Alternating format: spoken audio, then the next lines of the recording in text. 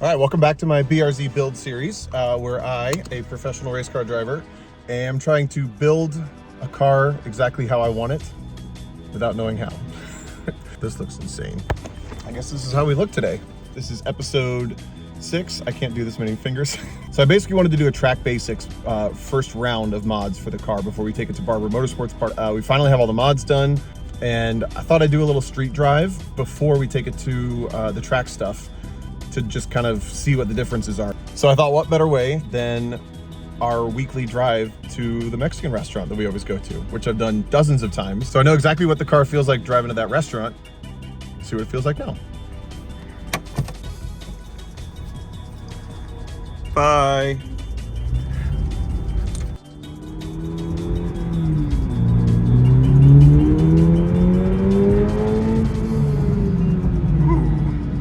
All right, so this is the main road in our town. It's not the smoothest road, but it's really not horrible. And my immediate impression right away is I could not tell you that the ride has changed one way or the other. So these kind of bumps and everything, they feel exactly like they used to. I forget what the spring rate change for the iBot kit is, but I'll put it up on the screen right here. Ooh. So as you can see, the car is not all that much stiffer. It's a little bit stiffer in the rear relative to the front, so that's good. I know from past cars that they want a little bit more rear spring rate based on the motion ratio. I'll get more into that in another video probably, but just initially I can tell the ride is great. I would totally live with this ride the same way that a stock car would ride. So now that we're off the main road, oh, hello. Oop. Okay. Okay, the initial like kind of flicking back and forth with one hand while filming is, okay, there's definitely a lot more response. I obviously picked up a lot of width on the wheel and tire, plus a better compound tire. So without going crazy, I mean, I can definitely feel the responsiveness from the front end is absolutely there. I would say that's a measurable difference with my butt dyno. Oh no, puddles, no. Oh, I'm gonna go wash the underside of this car for 6 hours tonight. All right, and here we are. Sweet, okay. So, I mean, initial impressions on the street, I'm really happy with that. Like, I would 100% live with this car. And then the last bit, I can already tell, I mean, these are Hockey R1 brake pads that are completely cold. I can already tell that the brake feel is improved. You might have heard me say in past videos, my biggest complaint is that the brake pedal feel, you know, as I just kind of set my foot on the pedal, it's just kind of dull. Just the stock pads didn't give you any sort of feedback on the initial, like kind of feeding the brake or holding the brake for stopping on the street. That first bit where you just kind of set your foot on the pedal, that definitely has more feel now than it used to. I kind of give everything a no measurable improvement, marginal improvement, or significant improvement on the way things feel. I would say the ride, no measurable difference, and that's pretty much a positive, because if anything, it was going to be stiffer and worse. The responsiveness, measurable improvement pretty significantly, you know, when I do this. And the brakes, marginal improvement on the street. Last thing I want to note here is our oil temperature. You can see it's hovering just below 190 after, you know, a 20-minute street drive. That is a decent baseline for me to know how much higher it goes on track. I was told to be careful if it goes above like 250, 260 for a sustained period. That'll be a decent measure for our Jackson Racing oil cooler for whether or not there's any sort of changes on the oil temps on track. So we'll head back to the shop, and then we'll get to the track stuff, the real fun stuff. All right, welcome to Barber Motorsports Park. We made it.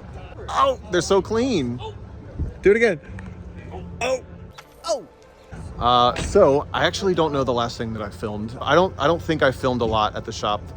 I really hated working on the car, and I think I messed up by modifying it. I modified it for too long without getting to drive it. I didn't even want to drive it when I got down here. But we went to a track yesterday, and about halfway through the day, I decided to drive it.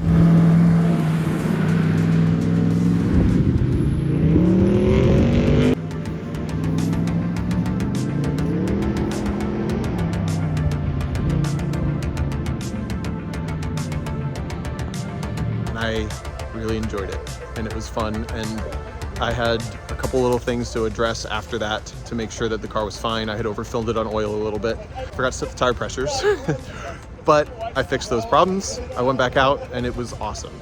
and I feel very excited to drive it tomorrow. I'm on a bigger learning curve than just working on this car. I'm learning how to be a little bit bad at things, and I'm learning how to cope with learning something new, because I really haven't learned something new in a very long time. And I think that's maybe part of being an adult, is you just do the things that are comfortable. But I was very uncomfortable and I was very upset. And then I got a little bit of payoff, and I got the taste of like, I did something that made me happier, which was I got to drive it, and it was pretty good. I don't have anything adjustable really, so I'm literally getting a baseline for maybe what I want to do next. Or maybe I enjoy it this way and I get to drive it for a couple of events this way. Got some stickers. Hey, oh, right there. Stickers and stickers, which is obviously the most important part. That's why we do this. We put stickers on cars.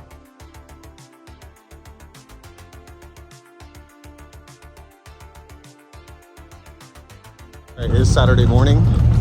Grid's open for our first session. I forgot to put numbers on my car. Shit. I'm about to go drive it for the first time. So wish me luck. All right, y'all. Editing Tom here with the bad news. I am trash at getting in-car video at the racetrack. Always have been. I'm gonna try really hard to be better about it, but I do not have any in-car video from the event. I don't own a camera. I only have my phone. The weekend was kind of a blur with a lot. So I don't have a good excuse. I'm just bad at it. I promise I will not go to an event again and not get any in-car video, because I know that's why most of you are here. We're gonna use some in-car video from the GLTC car to explain some stuff, but I'm so sorry. I'm really upset with myself. But anyway, here's my reaction to the first time driving the car on track.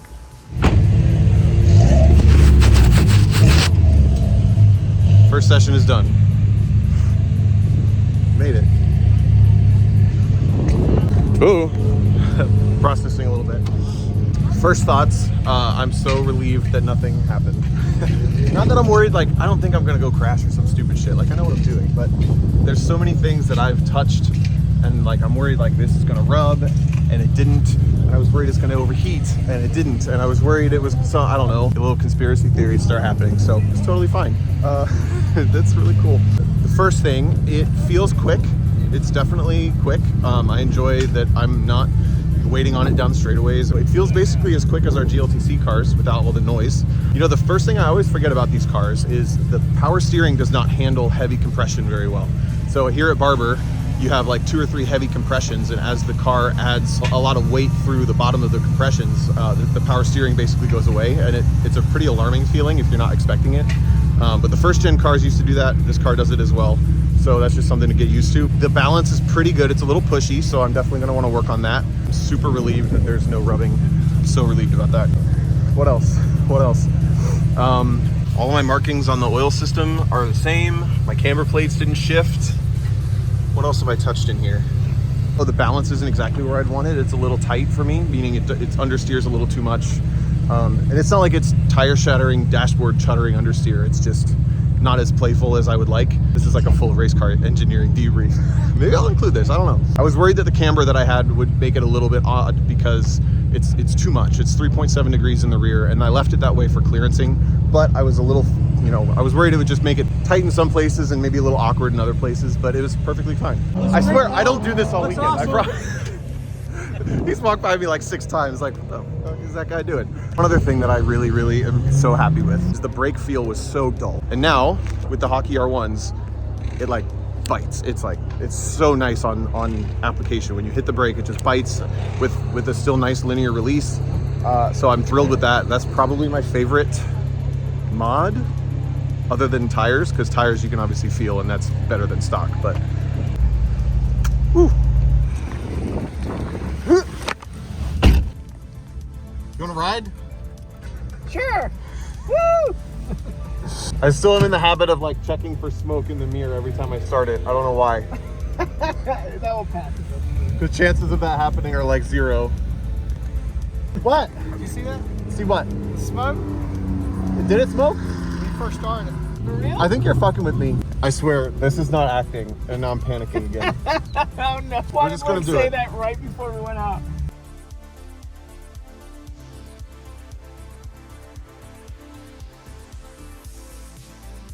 All right, first session of the day on Sunday, second day at track, and I put a timer in the car for the first time. This thing is quick. I did a 1:39.1 on my third lap. Hang on, let me park. There we go. So I did a 1:39.1 with a couple mistakes on the third lap, which means there's definitely more in it just on doing it on the first lap. I should take my helmet off, but I don't care. To give you some context, the GLTC cars will touch the 34s, but they're mostly in the 36s and 37s, which means almost stock. This car is like within 2 seconds. 39.1. It's kind of insane. And it's like not the first lap of the session and not the great lap. Yeah, that's nutty. We need to build a race car. No, dude. I've already thought about this, like... That's cool. I will not build a race car. I will not build a race car. I will not build a race car. All right. Wisconsin Tom found himself a Southern hat. I don't know what that is. Don't put that in. It is the afternoon of the second day, so I've driven, I want to say I've probably only done maybe 15 to 20 laps. Like, I haven't done a ton. You know, part of the spoiled part of my experience is I've driven lots of cars like this.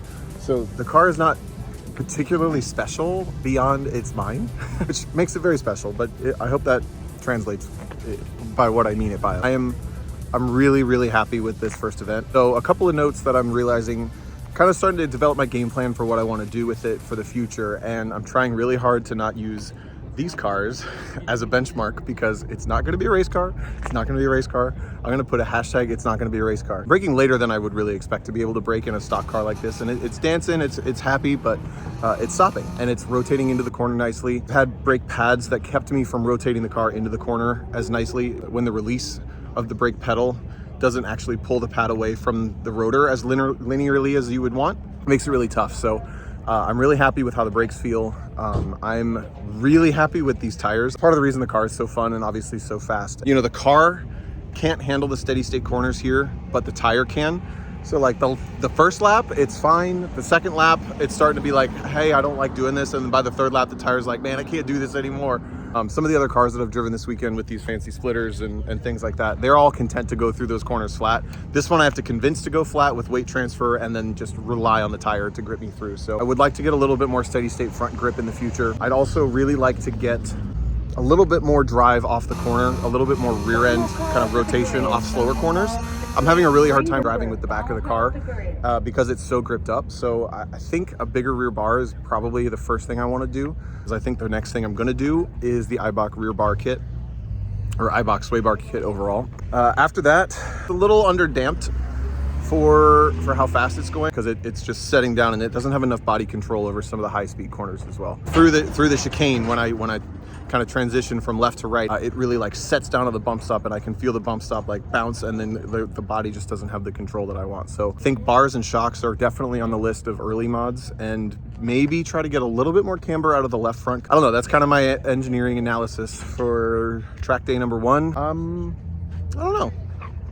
I think I earned a margarita or something. All right, first track day is a wrap.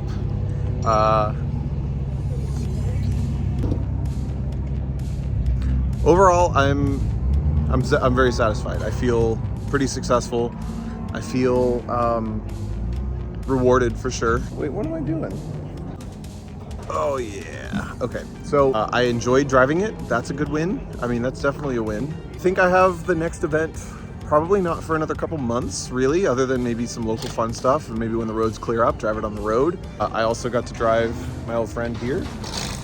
I miss that car so much. I really wish, like, I want that to just be another that and drive them both. I appreciate everyone's support, everyone kind of giving me positive words of encouragement, an appropriate level of ribbing, a realistic expectation on what to expect as I continue to do this, all the help. Obviously, I'm super excited about what else I'm gonna get to do to this thing.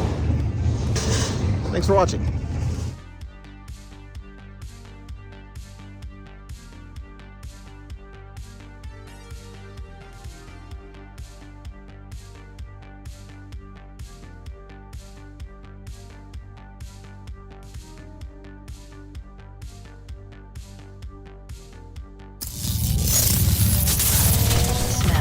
Reply.